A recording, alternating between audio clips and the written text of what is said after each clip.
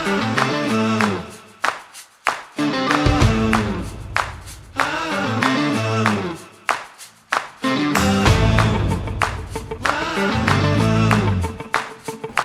are at the 30th annual Boston Veg Food Fest today, and as you can see behind me, there's a lot going on.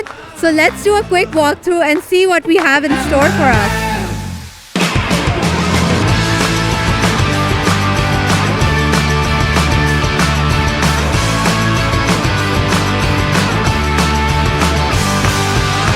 Here at the Boston Veg Food Fest this weekend, it's this huge 2-day festival here in Boston, 30th annual this year.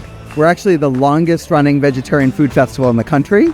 Thousands of people come out here at the Reggie Lewis Athletic Center to be introduced to new ideas, new vendors, new foods, and really see that a plant-based lifestyle not just is possible, but can be exciting, colorful, delicious, healthy, and that's really what this weekend is about.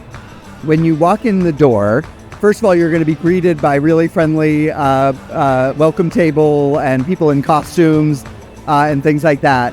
And then you come into the exhibitor room, and there's all sorts of exhibitors, from nonprofits to farm sanctuaries that are taking care of animals that are rescued from farms, to other dessert bakeries, ice cream.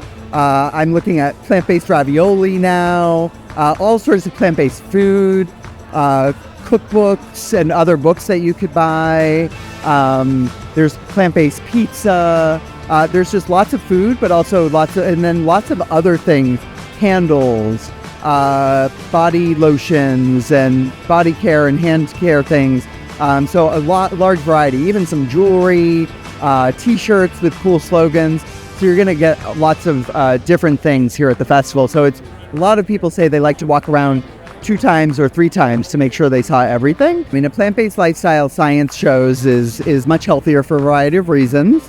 And science shows you don't need to be perfect, but moving in a more plant-forward direction is clearly going to be better for long-term health. But it started here in Boston 30 years ago, first one in the country, and we're really proud to keep the tradition going.